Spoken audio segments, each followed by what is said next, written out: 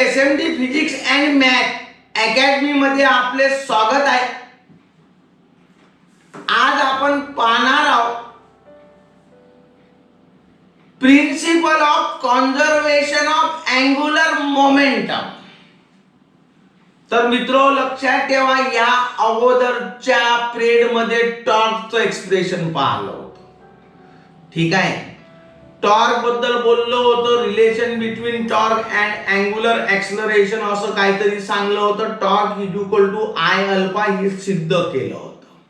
आणि त्याच्या अगोदरच्या व्हिडिओमध्ये अँग्युलर मोमेंटमचं एक्सप्रेशन घेतलं आहे. ते जर तुम्ही ऐकलं असेल तर विद्यार्थी मित्रांनो आज तुम्हाला काही अडचण नाही. तर बा लक्षात ठेवायचं, मी त्या व्हिडिओमध्ये सांगलं होतं का moment of linear momentum is called angular momentum. Moment of linear momentum is called angular momentum. लक्षात ठेवायचं. ठीक आहे, आणि याचं सूत्र मी सांगलं होतं मग लक्षात ठेवा, L is equal to P into R. हे मॅग्नेट्यूड मध्ये आहे. मॅग्नेट्यूड म्हणजे याचं काय घेतलाय, मॉड घेतलाय, याचा अर्थ व्हेक्टर निघून गेलाय.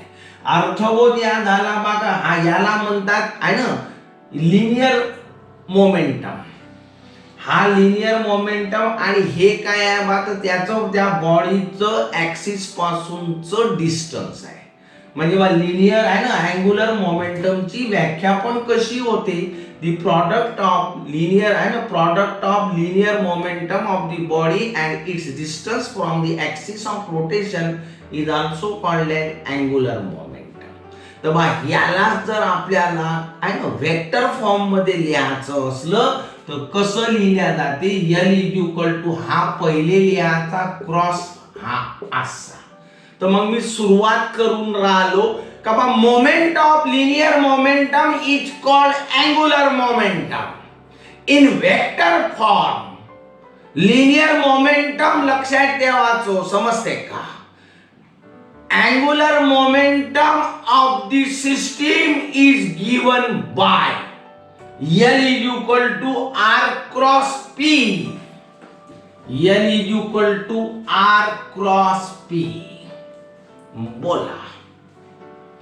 मग आता एवढं जर झालं असल तर काय सांगलं बा का, in vector form angular momentum of the system is given by L is equal to R cross P, where R is the position vector from the axis of rotation. यावर असं दाखवलं होतं बा, हे बॉडी आहे, हा ऍक्सिस आहे, ह्या आहे ना इथपासूनचं अंतर जो काही पार्टिकल असेल त्याचं या ऍक्सिस पासूनचं अंतर r न दाखवतो. म्हणून एकदा पुन्हा सांगतो, moment of linear momentum is called angular momentum in vector form angular momentum. लक्षात ठेवायचो, समजते. Of the system is given by L is equal to R cross P, where R is the position vector from the axis of rotation and P is the linear momentum. झालं, एवढं लक्षात ठेवा. एवढं जर झालं असेल तर लक्षात ठेवा मी काय काय सांगणार आहोत, कसं सांगणार आहोत, शेवटपर्यंत ऐका. तर शेवटी म्हणसाल क्या बात. काही नाही हो मित्र, याचं फक्त डेरिव्हेटिव्ह घ्यायचं. डेरिव्हेटिव्ह घ्यायचं म्हणजे हेच आपण लिहितो differentiate both side with respect to x. तर इथं टाइम घ्यायचा, कारण टाइम न डेरिव्हेटिव्ह घेणार आहोत म्हणजे बा differentiate both side. Differentiate both side with respect to time असं लिहायचं बा. म्हणजे बा dl अपॉन dt असं. ठीक आहे, dl upon dt is equal to आहे ना, याचं पण डेरिव्हेटिव्ह घ्यायचा आहे तर इथं ddt असं r क्रॉस p. ठीक आहे, मी रोज शिकवत आहोत डेरिव्हेटिव्ह, तर तुम्ही शिकले असाल product formula. First function into derivative of second plus second function into derivative of आहे ना plus second function into derivative of first. तर बा कसं लिहायचा, फर्स्ट फंक्शन हा क्रॉस आहे तर क्रॉस लिहायचा into derivative of second plus second function into derivative of first. Derivative of first आपल्या मनात आलं पाहिजे का हो सर हा इकडं का नाही लिहिलं, तर बा हा व्हेक्टर आहे आणि व्हेक्टर मध्ये क्रॉस प्रॉडक्ट असलं, व्हेक्टर मॅथ मध्ये चॅप्टर येणार आहे तेव्हा शिकवीन, तेव्हा हा जर इकडं घेतला तर डायरेक्शन बदलते म्हणजे प्लसचं मायनस होते, म्हणून टर्म बदलवता येत नाही. हे असंच ठेवा लागेल. ठीक आहे. First function into derivative of second plus second function into derivative of first. आता एवढं जर झालं असेल बाबा, तर हा जो dr/dt आहे हे आहे व्हेलॉसिटी, याला रॅडियल व्हेलॉसिटी म्हणतात. इथं लिहायचं वेअर, लक्षात ठेवा वेअर. काय सांगत आहोत का dr/dt v असं. ठीक आहे. आता एवढं जर झालं असेल तर हा जो भानगड आहे dp/dt, what is p the linear momentum. लक्षात ठेवा rate of change of linear momentum with respect to time, ही याची व्याख्या आहे. Is nothing but the force. आणि म्हणून याला काय न दाखवल्या जातो मात्र f न दाखवल्या जाते. आणि इथं म्हणून लिहित आहो मी dp/dt is equal to f असं. ठीक आहे बा, समजलं का नाही समजलं? साधं सिंपल आहे.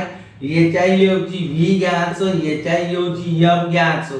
पुटिंग दी व्हॅल्यू ऑफ, लक्षात घ्या dp/dt and dr/dt in this equation we get dl/dt equal to हा r जशानं तसा हा क्रॉस याच्या ऐवजी f भराचा प्लस याच्या ऐवजी v भराचा इनटू काय रे बात p असं. बोला एवढं जर झालं असेल तर बा लक्षात ठेवा माझं म्हणणं काय बा. What is P? Linear momentum. Linear momentum आहे हा लिनियर मोमेंटम. ठीक आहे. आता लिनियर मोमेंटमची डेफिनेशन काय आहे हो? आहे ना, the product of mass and linear velocity of the body. Product of mass of the body and its linear velocity is called linear momentum and is denoted by p equal to m आहे ना v असं. ठीक आहे. हा झाला तुमचा linear मोमेंटमची definition. Angular मोमेंटमचा video पहा अवश्य, याच्या अगोदरचा नाही त्याच्या अगोदरचा. तर बा या p च्या ऐवजी मी काय भरतो डिटेल सांगत आहो, काऊन होते कसं होते ते सर्व सांगत आहो. r cross f plus v cross या p च्या ऐवजी mv भरायचं. आता एवढं जर झालं असेल ना भाऊ, तर मला लक्षात ठेवा माझं काय म्हणणं आहे. व्हेक्टर नावाचा मॅथ मध्ये चॅप्टर आहे, त्याच्यामध्ये एक पॉइंट येणार आहे ना, क्रॉस प्रॉडक्ट. डॉट प्रॉडक्ट म्हणून एक टाइप आहे, एक क्रॉस प्रॉडक्ट म्हणून टाइप आहे. त्या टाइप मध्ये लक्षात ठेवा प्रॉपर्टीज आहे. काय प्रॉपर्टी आहे बघा, ए क्रॉस लक्षात ठेवायचो m into A where m is constant. तर बाबा हा m बाहेर निघतो आणि ए क्रॉस ए होते असं आहे. आहे ना. तू म्हणशील का सर कसं, तर मी तुला सिंपल सांगतो 3x प्लस 3x समजते काय आहे ना, x इंटू 3y. तर आपण कसं लिहितो रे, तर मग आपण लिहितो 3xy म्हणजे याने तर बाहेर काढलाच का नाही, नाविन्यपूर्ण तर काहीच नाही. मग असं असलं तर कोणी कसं लिहिणार आहे, तर 3xy हा कुठं आला बा, तर बाहेरच आला. तर मग तेच तर इथं केला, हा संख्या आहे कॉन्स्टंट आहे, तो जर बाहेर आहे ना हा बाहेर लिहिल्या जाते, या दोघांचा गुणाकार होतो. क्रॉस प्रॉडक्ट आहे म्हणून क्रॉस प्रॉडक्ट घेतला. मात्र व्हेक्टर मध्ये क्रॉस प्रॉडक्टची डेफिनेशन सांगते का ज्या ज्या वेळेस दोघांचा क्रॉस प्रॉडक्ट असेल तेव्हा तेव्हा त्याचा गुणाकार काय ना, क्रॉस प्रॉडक्ट किती असतो रे बा, 0. म्हणजे A cross A is equal to 0 असं आहे. हे प्रॉपर्टी आहे, properties of cross product in vector जे आहे ते सांगत आहोत. आणि म्हणून लक्षात ठेवा का बा हे जे आहे ना याला कसं मांडता येते. आता हे बेसिक क्लिअर झालं तर मी इकडं लिहून राहिलो का बा dl, लक्षात ठेवा dl/dt is equal to r cross f असं प्लस हा वाला m v क्रॉस v असा मांडता येतो बा v क्रॉस v. ठीक आहे, dl upon dt equal to, लक्षात ठेवा r क्रॉस f. आता कॉमन सेन्सची गोष्ट आहे का, याची व्हॅल्यू 0 झाली म्हणजे dl upon dt equal to 0 न कायले गुणलं तर 0, म्हणजे राहिलं का बात r क्रॉस f असं. बोल बा, आता r क्रॉस f म्हणजे काय झालं बा, का बा फोर्स आहे ना, क्रॉस काय आहे बा, तो position vector from axis of rotation. तर बा डोकं कसं लावायचं, प्रेझेंटेशन आहे का बा, हा ऍक्सिस आहे ना, हा तुमची बॉडी आहे, या बॉडीवर फोर्स ऍक्ट होत आहे. कोण्यावर, तर या बॉडीवर फोर्स ऍक्ट होत आहे.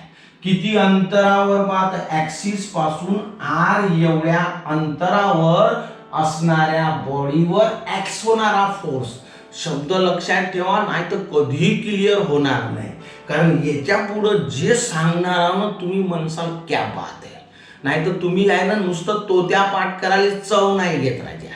आणि फिजिक्स अंतःकरणातून समजलं पाहिजे, याचा मिनिंग समजलं पाहिजे का बा, या ऍक्सिस भोवती फिरत असलेल्या बॉडीवर आहे ना काय ऍक्ट होत आहे, फोर्स है ना. किती अंतरावर बा, तर बा r एवढ्या डिस्टन्स वर है ना, ऍक्सिस पासून r एवढ्या डिस्टन्स वर असणाऱ्या बॉडीवर ऍक्ट होणारा फोर्स असा. ठीक आहे, आणि यालेच तो टॉर्क म्हणते. काय म्हणते, टॉर्क म्हणते, कारण यालाच मोमेंट ऑफ फोर्स म्हणतात. What is moment of force, तर बा लक्षात घ्या, force acting on the body. ठीक आहे, force acting on the rotating body at a distance r from the axis of rotation is called moment of force and is denoted by torque, and therefore लक्षात ठेवा torque is equal to r cross f. हे त्याचं कारण आहे. म्हणजे एक एक शब्द समजला पाहिजे. मग आता एवढं जर झालं असेल ना, तर बा याच्या ऐवजी आपल्याला काय भरता येते रे बा, तर टॉर्क भरता येते, आहे ना. टॉर्क dl लक्षात ठेवा upon dt equal to torque. ठीक आहे बा, मग आता एवढंच आहे ना, याला आता मी व्यवस्थित मांडतो. हा इकडं लिहितो, हा इकडं लिहितो. Torque equal to dl upon dt. बोल बा, आता समजलं. आता ऐक, मी ह्या जो एक्सप्रेशन शिकवला ना, याचं स्टेटमेंट कुठंच नाही सांग. हा एवढंसं स्टेटमेंट, पण मिनिंग म्हणसाल तर क्या बात आहे. एवढा सुंदर मिनिंग आहे याचं. मग लक्षात ठेवा, मी आता क्लिअर करतो. आणि जर लक्ष दिलं ना, तर खरं सांगतो आयुष्यभर याचं स्टेटमेंट तुम्ही विसरणार नाही. विदाऊट पाठ केल्या ॲक्युरेटली सांग. तुम्ही विचार करा, हो माझं काय म्हणणं आहे. माझं म्हणणं आहे मग हा जो टॉर्क आहे ना, याची व्हॅल्यू 0 लिहून टाका. ठीक आहे, इकडं ही लिहून टाकतो थोडंसं तुमच्यासाठी. ठीक आहे, दिसते ना बाबा. टॉर्क इज इक्वल टू काय होऊन राहिलं बा, तर dl बाय dt. अशी कल्पना करा का या टॉर्कची व्हॅल्यू काय रे बा, तर 0. ही व्हॅल्यू जर इथं भरली तर बा dl अपॉन dt याची पण व्हॅल्यू 0 झाली. अरे याच्या बरोबर ह्या आहे, हा जर 0 असेल तर हा पण काय होईल बा, 0 होईल. आता ऐक, मी काय खेळ शिकवतो हाय ना, इथं का लिहू नाही हे नको पाहू. अरे बा तू शिकला आणि मी रोज शिकवत आहो का बा, एखाद्या हा डेरिव्हेटिव्ह आहे रे बा, dt म्हणजे डेरिव्हेटिव्ह. एखाद्याचा डेरिव्हेटिव्ह जर 0 येत असेल तर केव्हा येते रे ते 0, जेव्हा तो कॉन्स्टंट असेल. जसं मी सांगलं तुला का डेरिव्हेटिव्ह ऑफ 100, तर आपण पटकन लिहितो 0, आहे ना. म्हणजे सेन्स काय झाला बा, का जर कॉन्स्टंट असेल तरच त्याचा डेरिव्हेटिव्ह काय येत असतो, 0. तर बा निष्कर्ष लाव का बा या l चा डेरिव्हेटिव्ह घेतला तो 0 आला, याचा अर्थ हा l काय झाला बा, तर इज कॉन्स्टंट. आणि l म्हणजे काय रे बा, तर अँग्युलर मोमेंटम. काय आहे बा, अँग्युलर मोमेंटम. बारीकाई ऐक बाबू का, कसं विचार करायचं हे पुस्तकात लिहून नाही, आहे ना. हे नाही सांगत, ते डायरेक्ट सांगते. बस ते आपल्याला माहित पाहिजे. अँग्युलर मोमेंटम यालेच शिकणं म्हणते ना, यालेच बेसिक क्लिअर करणं म्हणते. अँग्युलर मोमेंटम म्हणतात कशाला? या एलला. म्हणून डोक्यात आलं पाहिजे, हा एलचा डेरिव्हेटिव्ह 0 आला. 0 तेव्हाच येते जेव्हा हा कॉन्स्टंट असेल. अर्थबोध या झाला का अँग्युलर मोमेंटम म्हणजे एल काय आहे बा? कॉन्स्टंट आहे. कॉन्स्टंट आहे. ठीक आहे. केव्हा कॉन्स्टंट आहे रे बा? जेव्हा या टॉर्कची व्हॅल्यू काय असली पाहिजे? 0. टॉर्क म्हणजे काय आहे रे बा? तर torque is nothing but the force आहे ना. बाहेरून आपण एखाद्याला फोर्स लावतो, पाणी ओढायचं असेल मोटर चालू करतो, इलेक्ट्रिक खर्च करतो. बिना इलेक्ट्रिक आहे ना, मोटर चालू केल्या पाणी विहिरीतून बाहेर येत नाही, बोरमधून बाहेर नाही, आणि टाकीत पाणी चढत नाही. ठीक आहे. म्हणजे एक्सटर्नल फोर्स आपण अप्लाय करतो.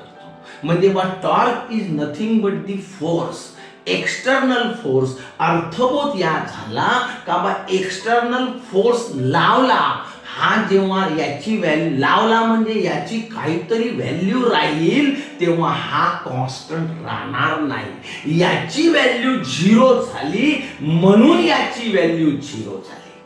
ठीक आहे. तर आता ऐक मी काय सांगत आहो. या टॉर्कची व्हॅल्यू 0, याचा अर्थ बाहेरून एक्सटर्नल फोर्स लावल्यास गेला नाही. अरे फोर्सच नाही लावला तर त्याची व्हॅल्यू काय राहील बा? तर 0 राहील. म्हणजे तो टॉर्क नावाचा फोर्स अब्सेंट आहे. लावला असता तर याला काही व्हॅल्यू असती, याला काही व्हॅल्यू असती म्हणजे तीच व्हॅल्यू याची असती. याची व्हॅल्यू 0 झाली म्हणजे आपण टॉर्क नावाचा फोर्स अप्लाय केलाच नाही, आणि म्हणून त्याची व्हॅल्यू 0. म्हणून डोक्यामध्ये आलं पाहिजे का टॉर्क म्हणजे in the absence of imbalance torque. 0 म्हणजे अब्सेंट, घेतलाच नाही. मग हे हो तुमचं लक्षात ठेवा स्टेटमेंट. बस पाठ नका करू. एल म्हणजे कॉन्स्टंट. ठीक आहे. एल म्हणजे अँग्युलर मोमेंटम. याच्याकडे पहा तर तुम्हाला स्टेटमेंट बोलता येईल का in the absence of external unbalance torque. का वापरला इनबॅलेन्स? तेव्हा तुम्ही जेव्हा एखादा फोर्स लावता, चॅलेंज करू शकता का तर प्रत्येक वेळेस तो सारखाच लागल? नेवर. कधी लागणार नाही, कधी लागल, कधी कमी लागल, कधी जास्त लागल. म्हणून शब्द लिहिताना स्टेटमेंट मध्ये सोडू नका इन बॅलेन्स. इन दी आहे ना, in the absence of external imbalance imbalance torque angular momentum is constant. आणि लक्षात ठेवा या कॉन्स्टंटला आहे ना दुसरा एक शब्द आहे का जो तुमच्या पुस्तकात विचार दिला, कॉन्झर्ट. कॉन्झर्ट म्हणजेच कॉन्स्टंट होते. तर आता स्टेटमेंट पुस्तकानुसार तयार झालं आहे ना. कॉन्स्टंट म्हणजे कॉन्झर्ट. शब्द लक्षात ठेवा, 2 शब्द झाले. कॉन्स्टंट तो पक्क माहित होतो, शायद कदाचित कॉन्झर्ट माहित नसल, तर आज माहित झालं. तर स्टेटमेंट किती सुंदर आणि सोपं हे व्यक्त करते का in the absence of external unbalance torque angular momentum is conserved. This is the statement. पुस्तक खोलून पाहून घ्या. बिना पाठ केल्या लिहिता येते. हे आहे तुमचं एक्सप्रेशन. बोल पहा. आवडलं का?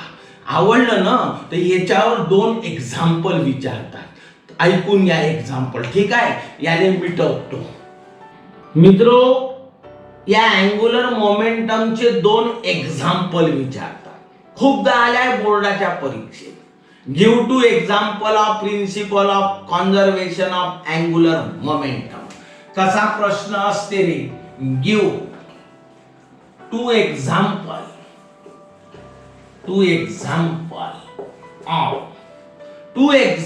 of आता एवढं मोठं लिहायला परवडणार नाही. Principle of conservation of angular momentum लिहूनच देऊ.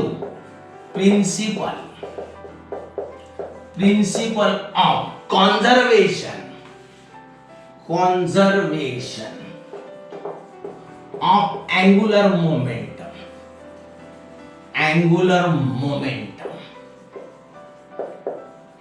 मित्र 2 मिनिटं फक्त ऐकून घ्या. मनानं लिहिता येणार नाही, माझ्या हात वाऱ्याकडं पायसाल क्वालिटीचं लिहिता येईल आणि सहज पाठ होईल. बॅलेट डॅन्सर नाव ऐकला नाही? माहीत, कदाचित माहीत असेल नसेल मला नाही माहीत, पण रशियामध्ये नावाजलेला डॅन्स आहे. मी हात वारे करणारा भासाचं नाही, बढिया समजून जाईल. बॅलेट डॅन्सर रशियामध्ये नावाजलेला प्रकार आहे. या प्रकारामध्ये ज्या मुली डॅन्स करतात, युट्यूबवर बॅले डॅन्स असं टाका तर येईल. त्याच्यामध्ये काय होते, ती पोरगी असं रोटेट होते आणि रोटेट होते म्हणजे कसं चक्री सारखी फिरते. हो, सरप्राइजिंग असते आपल्यासाठी का एवढं फास्ट फिरते, एवढी त्यांची प्रॅक्टिस असते.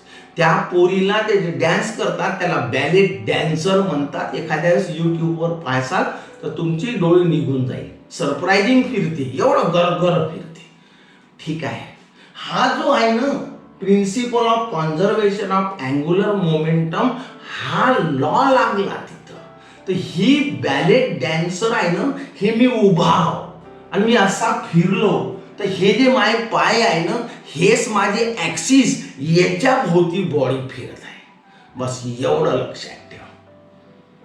म्हणजे मग पहिलं वाक्य का मी बॅलेट डॅन्सर, तर मी फिरलो या पायाच्या म्हणजे माझ्याच ऍक्सिस भोवती मी फिरत आहो. तर कसं वाक्य होईल? Ballet dancer rotate about their axis. बोल पहा. ठीक आहे, म्हणजे फिरते आणि आपण 2-4 डाव असं फिरलो ना, बॅलेन्स चालला जाते. बिलकुल एवढूसा तर बॅलेन्स नाही जात. अहो, फिरता फिरता एक पाय वरत करते, एका पायावर फिरते, इव्हन असं बोटावर फिरते पायाच्या. तुम्ही पाहत असेल तरी तिचं बॅलेन्स नाही जात. ठीक आहे, तर त्याचा सर्व खेळ कायच्यावर राहते आणि क्षणात एकदम स्पीड वाढवते, क्षणात एकदम स्पीड कमी करते. एवढं त्यांच्याजवळ पॉवर राहते. तर काही पॉवर गिवर जादूगिदू नाही आहे. सर्व खेळ कशावर आहे? या हातावर. बस हे हात सर्व काही करतात. लक्षात ठेवा. हे हात आहे ना, ती जेव्हा लक्षात ठेवा फिरता फिरता काय करते, असे हात जवळ कर, जेवढं होईल तेवढं शरीर चोरण्याचा प्रयत्न करते, म्हणजे असं अकाउंट करण्याचा प्रयत्न करते. असं लक्षात ठेवा. हे सत्य आहे. लक्षात खोटं ठेवायचं नाही, तुम्ही डोळ्यानं पाहून घ्या. ठीक आहे. जेव्हा ती हात आपले आहे ना फोल्ड करते, हँड, लक्षात ठेवा, आणि असं बॉडी जवळ आणते, ते होते काय? मोमेंट ऑफ एनर्शिया काय करतो बा? जे मोमेंट ऑफ एनर्शिया आहे ना, रोटेशनल मोशन मध्ये काम करतो. मी सुरुवातीला घेतलं तेच लिनियर आहे ना, तोच लिनियर मोशन मध्ये मास काम करतो है ना. तो मोमेंट ऑफ एनर्शिया काय होतो बा? जसे हात दूर झाले, असं हात करून फिरा बरं, असं तर आपल्याला फिरतं नाही येत. असं फिरतात भरभर फिरता येत आपल्याला, तर शक्य नाही, पण त्या फिरतात. म्हणजे मोमेंट ऑफ एनर्शिया लक्षात ठेवा. हे असे हात असे जवळ केले बॉडीच्या तर डिक्रीज होतो. हा डिक्रीज झाला ना तर अँग्युलर व्हेलॉसिटी वाढते. आता तुम्ही म्हणसान कसं बा, तर ते सांगतो का बा. तुम्ही शिकले हो का omega is equal to twice pi N. Formula आहे angular velocity. What is N? Frequency. मग आता लक्षात ठेवा, pi constant, what is N? Frequency आहे ना. कोणाची फ्रिक्वेन्सी? फ्रिक्वेन्सी ऑफ रिव्हॉल्युशन, गोल गोल फिरण्याची फ्रिक्वेन्सी. आता काय झालं बा, का हात जवळ केले तर मोमेंट ऑफ एनर्शिया कमी झाला, फ्रिक्वेन्सी वाढून गेली. फ्रिक्वेन्सी वाढली तर कोणाची व्हॅल्यू वाढली रे बा? अँग्युलर व्हेलॉसिटीची. बस हे आहे खेळ. ठीक आहे. आणि मग तुमच्या लक्षात आलं पाहिजे का अँग्युलर व्हेलॉसिटी म्हणजे वेग, गोल गोल फिरण्याचा वेग. हेच वाढून गेली तर ती पोरगी, ती मुलगी गोल गोल फास्ट फिरते. आलं का? नुसतं तोत्या पाठ नका. आणि मग ती ज्यावेळेस असे हात करते, स्ट्रेच करते, बॉडी पासून असे दूर हात करते, त्यावेळेस काय होतो तर दणकन तिचा मोमेंट ऑफ एनर्शिया वाढते. आणि म्हणून काय होते मग फ्रिक्वेन्सी आहे ना, रिव्होल्युशनची फ्रिक्वेन्सी कमी होते आणि फ्रिक्वेन्सी कमी झाली तर अँग्युलर व्हेलॉसिटी कमी होते. बोला. आणि म्हणून ती त्याचं फिरण्याची स्पीड कमी होते, म्हणजे ती स्लो रोटेट करते. डन. पहिले बेसिक समजला का? निवड म्या बोललो आणि तुम्ही ऐकलं डोक्यावरून गेलं ते फिजिक्स नको. हे हो ओरिजिनल फिजिक्स. पहिले कॉन्सेप्ट क्लिअर करा आपल्या मातृभाषेत, कारण नेमकं काय म्हणते, तेव्हा मजा येते. ऐक आता इंग्रजीत 1 मिनिटात थोडकून टाकतो राजा. Ballet dancer rotate about their axis, हे पायावर. when they fold their hand असं, when they fold their hands near the body. ठीक आहे. काय होते? Moment of inertia of the ballet dancer decreases and therefore angular velocity increases because omega is equal to twice pi n. Hence frequency of revolution n increases, therefore angular velocity also increases and they rotate faster.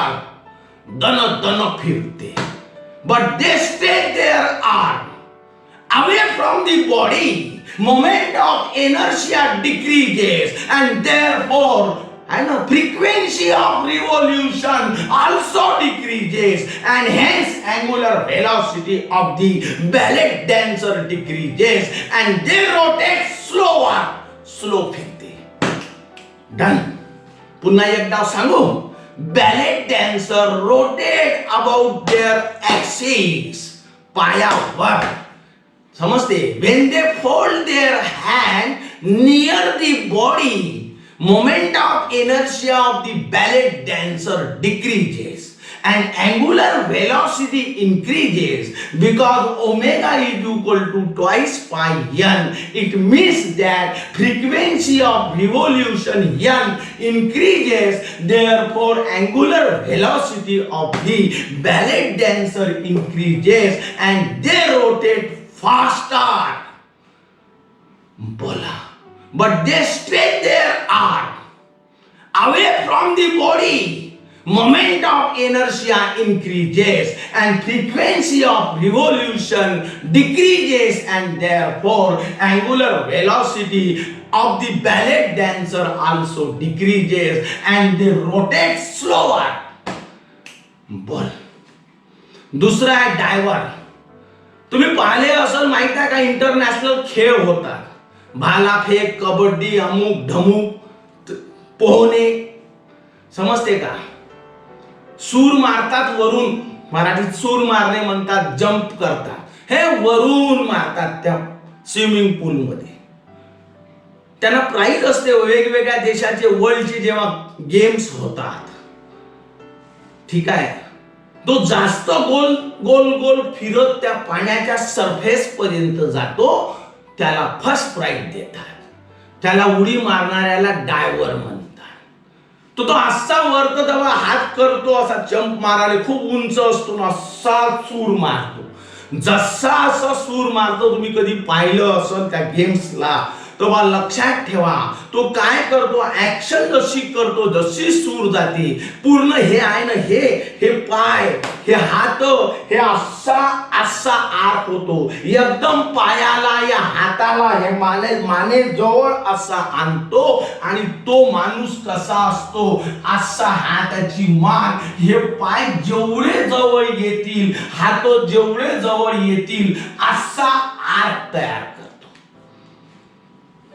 ठीक आहे. आणि ह्या असा टेबलावर उभा आहे. आता तो जंप मारल्याबरोबर अशी आर्क तयार करतो आणि इथून तो जंप मारते जसं तसं तो हा आर्क आहे.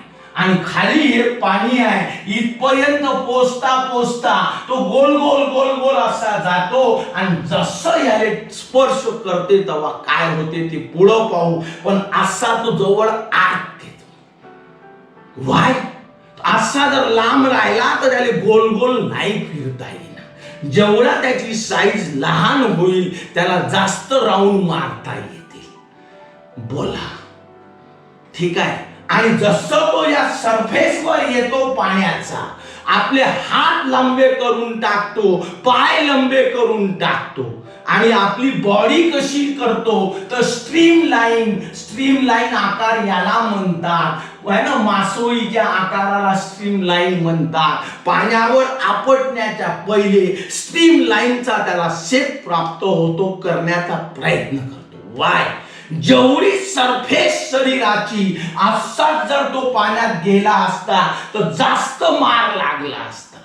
अशा स्वरूपात गेला तर मार कमी लागते. काऊन बा? तर अशा वेळेस त्याचा सरफेस एरिया लहान झाला. अशा परिस्थितीमध्ये बॉडी लक्षात ठेवा, बॉडी एवढं तिचं सरफेस वाढलं. ठीक आहे, सरफेस वाढलं म्हणजे लागणारा जो मार आहे पाण्याचा तो डिव्हाइड झाला इथून तर इथपर्यंत आणि म्हणून त्या माराचं इफेक्ट जाणवत नाही. पण असा जर असता रपकन डोक्याले पायाले याच्यापेक्षा निश्चितच जास्त त्याला जाणवलं असतं. हे त्याचं कारण आहे. ठीक आहे, म्हणून ते काय वापरतात? Principle of conservation of angular momentum. झालं तुमचं बेसिक क्लिअर. ऐक बाबा इंग्रजी. A diver while diving bend. आता शिकवला हो.